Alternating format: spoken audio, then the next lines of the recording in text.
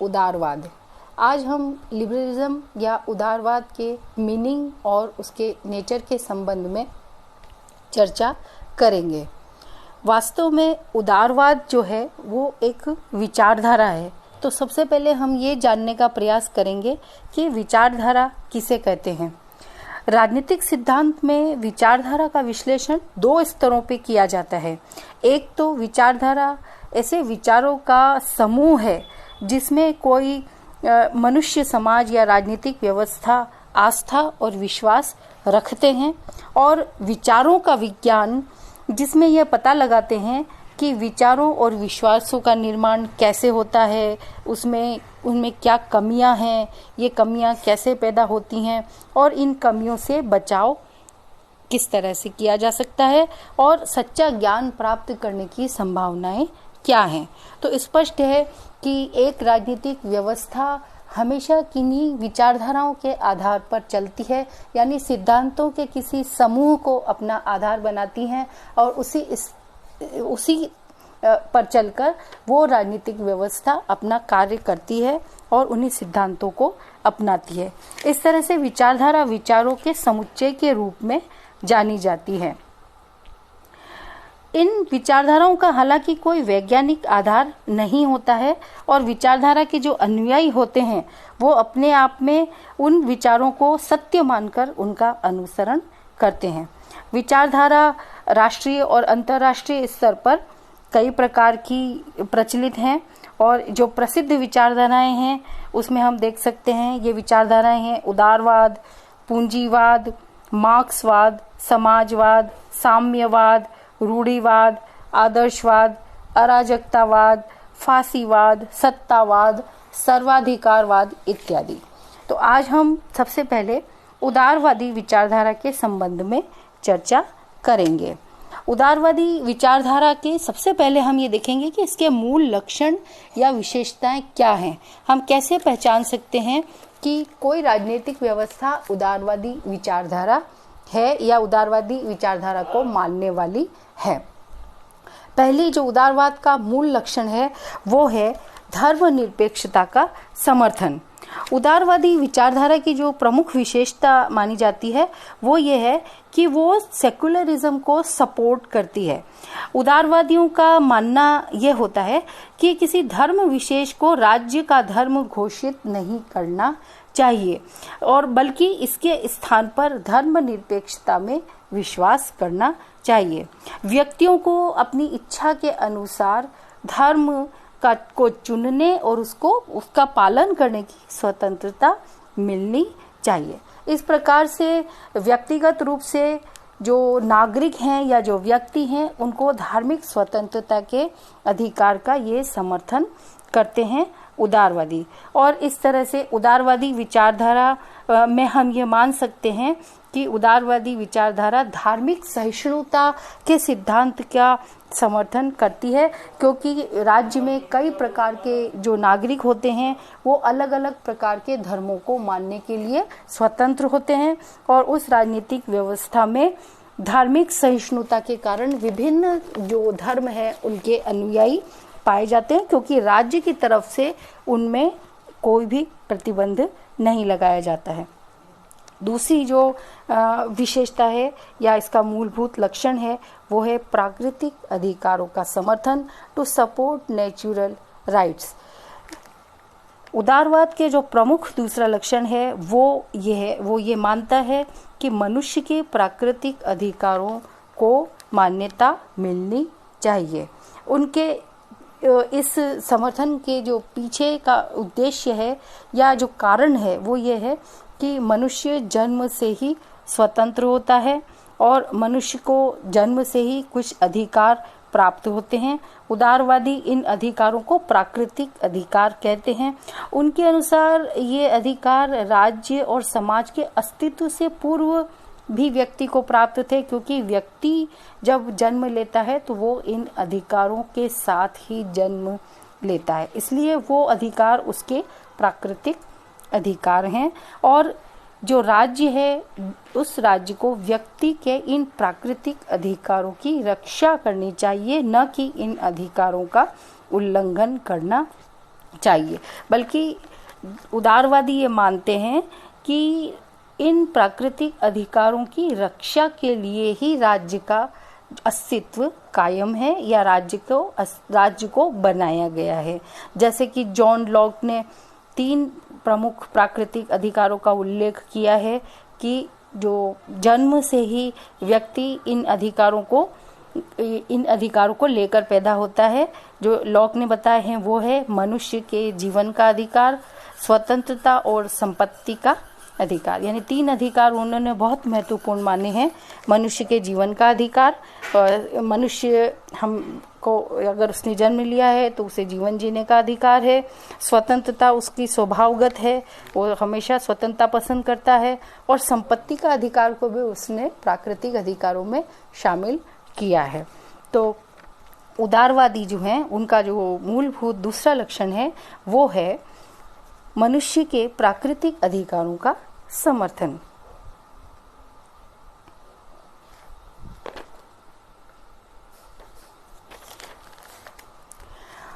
तीसरा जो मनुष्य के विवेक में विश्वास, ये इनका तीसरा लक्षण है उदारवाद का, to have faith in human wisdom. मध्यकाल में तक आते आते मनुष्य की विवेक और बुद्धि को बहुत कम महत्व दिया जाने लगा था और जो धार्मिक सत्ता थी उसका महत्व बहुत बढ़ गया था। धर्मगुरु और सामंत जो थे वो ये मानते थे कि व्यक्तियों को स्वयं को कोई अधिकार नहीं है, धर्म ग्रंथों की व्याख्या का अधिकार पोप को या चर्चेस को है और इस प्रकार से व्यक्तिगत रूप से किसी मानवीय व्यक्ति को स्वयं उसमें विवेक होता ही नहीं है, उसमें बुद्धि होती ही नहीं है, इसलिए उसको ज़्यादा सोचने विचारने का अधिकार नहीं दिया गया था। किंतु उदारवाद ने इस बात में विश्वास व्यक्त किया कि मानवीय विवेक और बुद्धि जो है वो बहुत महत्वपूर्ण है और इसका प्रमुख कारण था कि 18वीं शताब्दी में नवजागरण आंदोलन जो प्रारंभ हुआ उसमें मानवीय विवेक और बुद्धि को महत्व प्रदान किया गया। जॉन लॉक और थॉमस पेन ने मानव को विवेकशील प्राणी माना, यानी मानव जो भी कुछ काम करता है उसके पीछे वो बहुत सोच विचार कर काम करता है, इसलिए मानव एक विवेकशील प्राणी है। और उसने पुरानी जो चुनौतियां थी, रूढ़ियां थी, उनको चुनौती दी कि ये जो इसमें मनुष्य को महत्व नहीं दिया गया है ये सही नहीं है। इस तरह से मानवीय विवेक और बुद्धि को स्थान प्रदान किया गया उदारवाद में, उदारवादी विचारों में। चौथा जो प्रमुख उदारवाद का जो मूल लक्षण है वो है समाज व राज्य प्राकृतिक नहीं बल्कि कृत्रिम संगठन है। Society and state are not natural but artificial associations.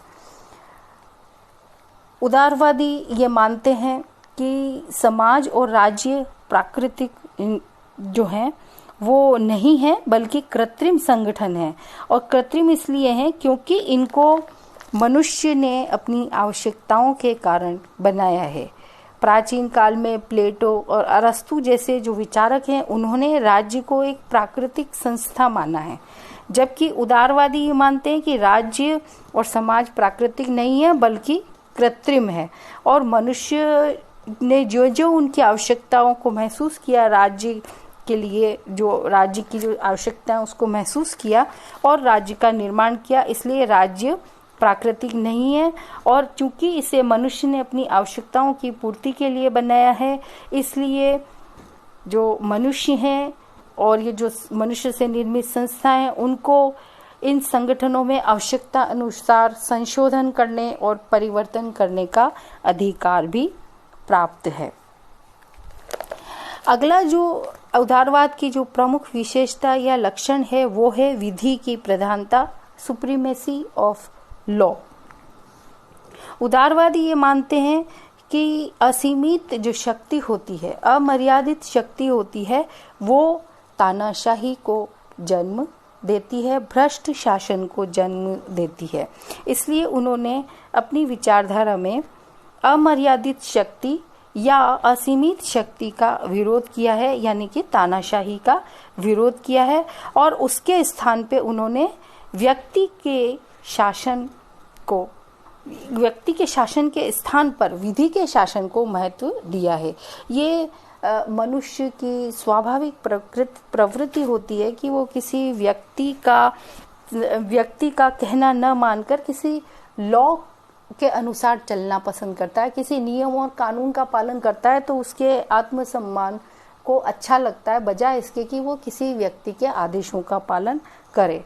तो इस दृष्टि से भी उदारवादी ये मानते हैं कि विधि के शासन पर बल दिया जाना चाहिए, क्योंकि हर व्यक्ति किसी एक लॉ को मानना अधिक पसंद करता है और उस नियम का पालन करते हुए वो आदेशों का पालन भी करता है। इसलिए और इसके लिए उन्होंने तर्क दिया कि विधि को समान रूप से शासक और शासितों दोनों पर लागू किया जाना चाहिए। यानी जो राज्य व्यवस्था के द्वारा जो कानून बनाए जाते हैं वो कानून शासक पर भी वैसे ही लागू होंगे जैसे कि वो शासितों पर या आम जनता पर या जनता पर लागू होते हैं। तो इस तरह से उन्होंने विधि के शासन को सर्वोपरि मानते हुए विधि के शासन की व्यवस्था को उन्होंने महत्व प्रदान किया। और उदारवादियों ने तो ये घोषित किया कि शासक सत्ता का दुरुपयोग करते हैं, जनता पर अत्याचार करते हैं, इसलिए जनता को शासक के विरुद्ध विद्रोह करने का अधिकार भी प्राप्त है, और इसलिए विधि की प्रधानता को उन्होंने महत्व दिया है। जो छठा महत्वपूर्ण राज्य उदारवाद का जो मूलभूत लक्षण है वो है राज्य साधन है और व्यक्ति साध्य है। बहुत ही महत्वपूर्ण जो ये उदारवादी लक्षण है उदारवादी विचारधारा का, वो ये मानते हैं कि राज्य चूंकि प्राकृतिक संस्था नहीं है, राज्य एक कृत्रिम संगठन है और मनुष्यों ने इसका निर्माण अपनी आवश्यकताओं की पूर्ति के लिए किया है, और जब ये आवश्यकताएं पूर्ण नहीं होती है तो मनुष्य को विद्रोह का भी अधिकार है।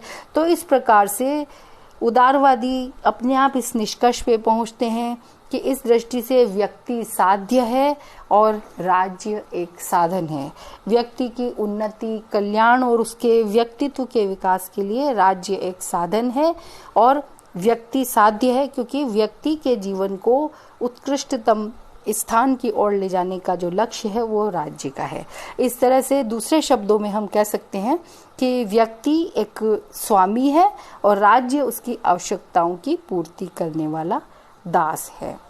तो इस प्रकार से उदारवाद प्रगति और परिवर्तन का पर्यायवाची है, क्योंकि इसने मध्ययुगीन काफी जो विचार थे, विचारधाराओं की जो श्रृंखला थी, उनके विपरीत नए सिद्धांतों को जन्म दिया, नए सिद्धांतों को माना।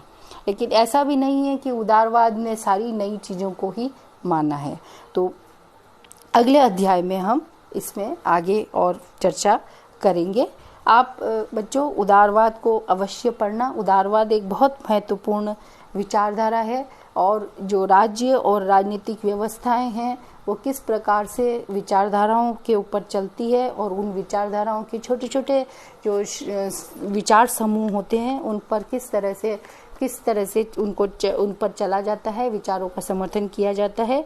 ये एक राजनीति विज्ञान के विद्यार्थी को जानने के लिए बहुत ही महत्वपूर्ण है। साथ ही ये परीक्षा की दृष्टि से भी बहुत महत्वपूर्ण है। तो फिर हम इस संबंध में आगे और इस चर्चा करेंगे। आप पढ़ते रहिए। Keep learning, keep growing. Thank you very much.